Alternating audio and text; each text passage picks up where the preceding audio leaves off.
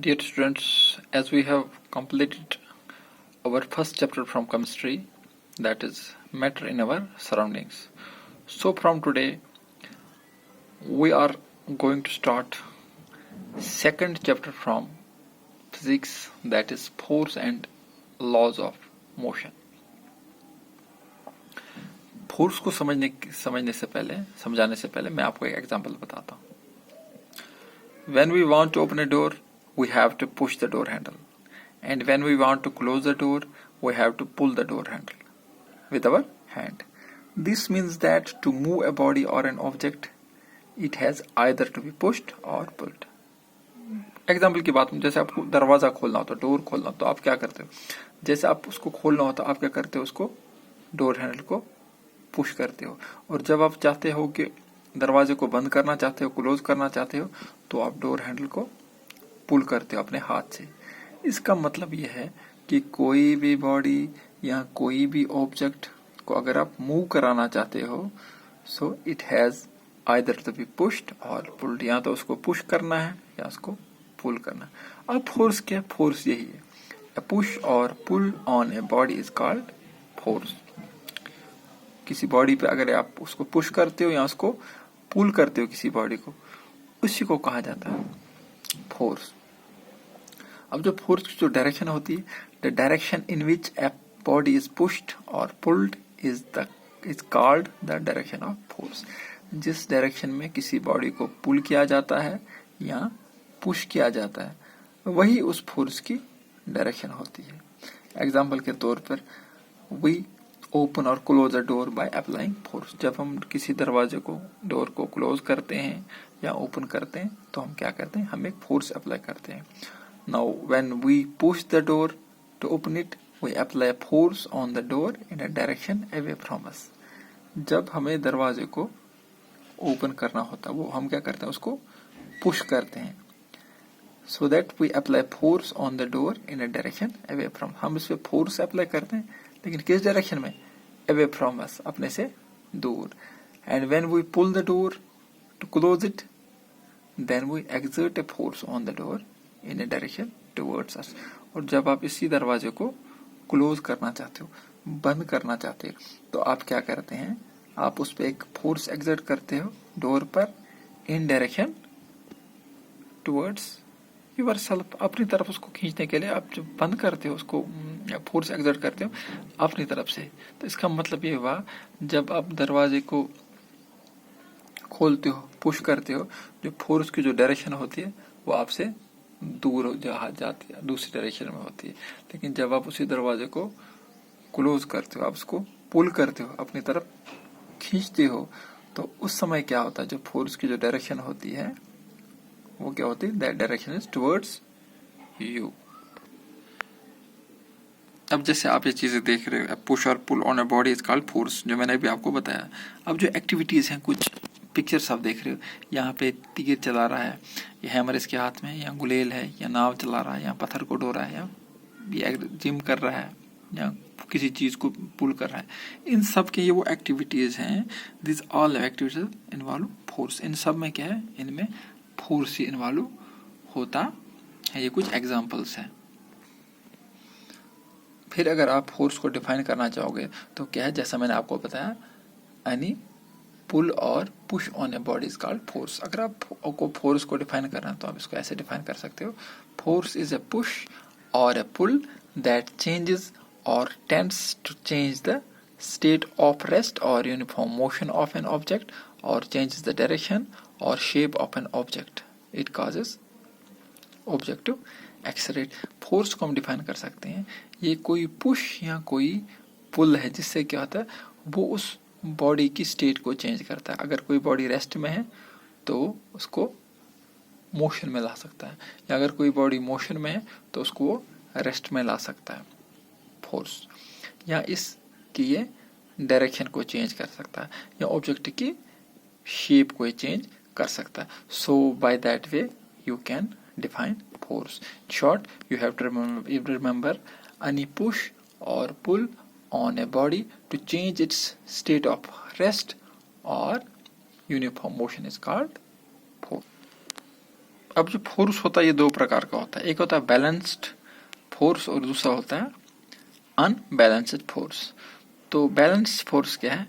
If net addition of all the forces acting on an object is zero then the force acting on it are called balanced forces. अगर बहुत सारे forces किसी body पर act कर रहे हो, उनका जो नेट एडिशन होगा, पूरा जो उनका मतलब एडिशन होगा सारे फोर्सेस का, वो अगर जीरो के बराबर हो तो हम कह सकते हैं जो फोर्स किसी बॉडी के ऊपर एक्ट कर रहा है that is a balanced force. जैसा कि मैंने आपको बताया बैलेंस्ड फोर्स के बारे में, if net addition of all the forces acting on an object is zero then the forces acting on it are called balanced force.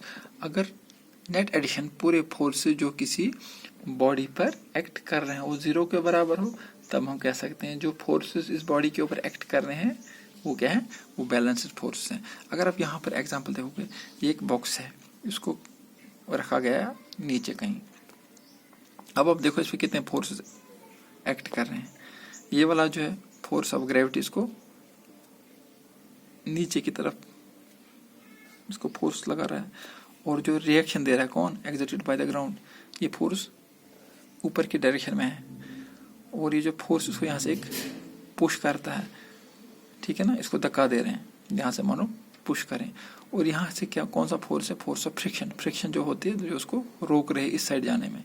तो ओवरऑल जो इसमें जो इतने फोर्सेस अप्लाई ये एक्ट कर रहे हैं, ये एक फोर्स ऑफ ग्रेविटी है, दूसरा फोर्स ऑफ रिएक्शन है which is existed bye the ground, या फोर्स ऑफ पुश या फोर्स ऑफ फ्रिक्शन। ये मानो यहाँ पे चार फोर्सेस अप्लाई कर रहे हैं। कौन कौन सा? एक है फोर्स ऑफ ग्रेविटी जो इस डायरेक्शन में काम कर रहा है, दूसरा है force of reaction exerted by the ground, जो ग्राउंड एग्जर्ट कर रहा है, इसको कहाँ धकेल रहा है? ऊपर की डायरेक्शन में।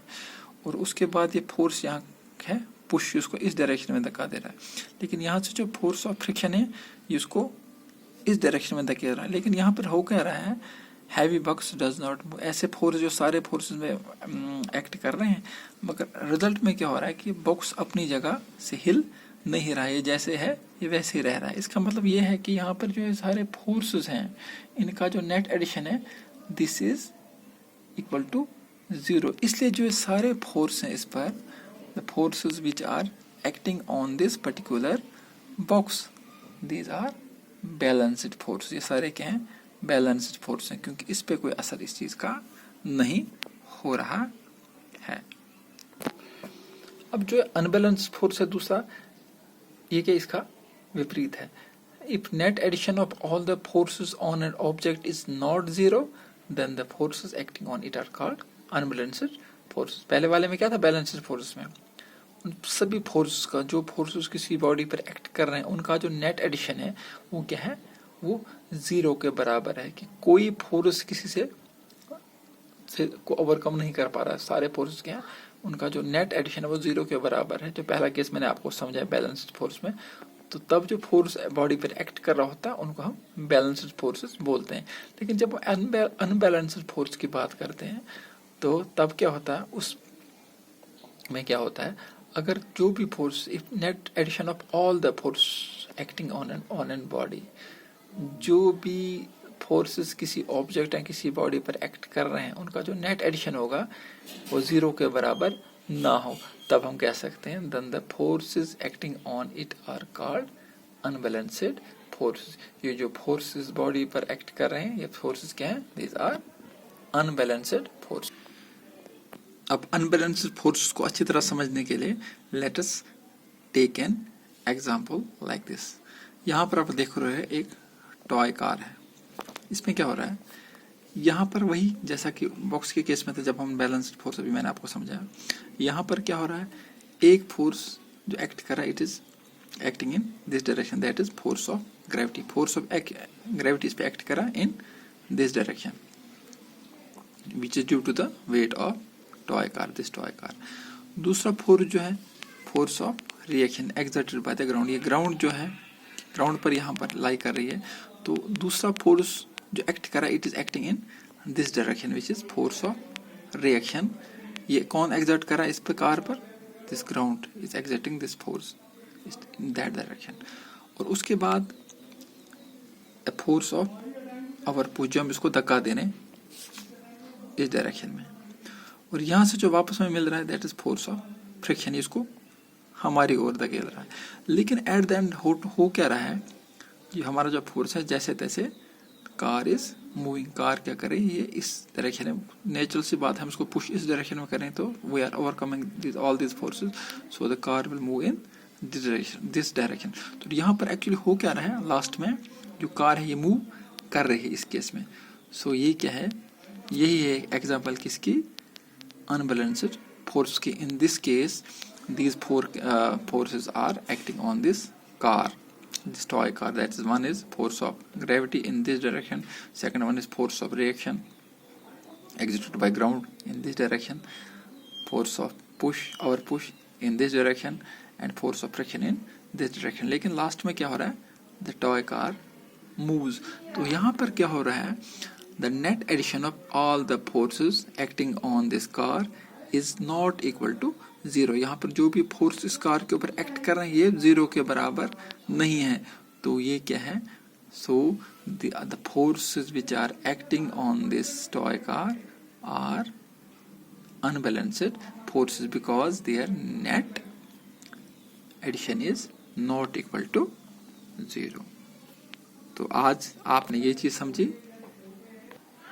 सो आज आपने समझा force, balanced force and unbalanced forces. Force क्या है, एनी पुश और pull on any body to change its state of rest और यूनिफॉर्म मोशन को क्या कहते हैं, फोर्स कहते हैं। फिर बैलेंस्ड और अनबैलेंस्ड फोर्स क्या है, बैलेंस्ड फोर्सेस तब हम कहते हैं if net addition of all the forces acting on an object is zero. तो उस सूरत में जो फोर्सेस एक्ट कर रहे हैं बॉडी पर वो सारे क्या है, बैलेंस्ड फोर्सेस हैं। फिर दूसरा क्या है, unbalanced forces. If net addition of all the forces acting on an object is not zero, तो उसमें तब क्या है, then the forces acting on it are called unbalanced forces। ठीक है, थैंक यू।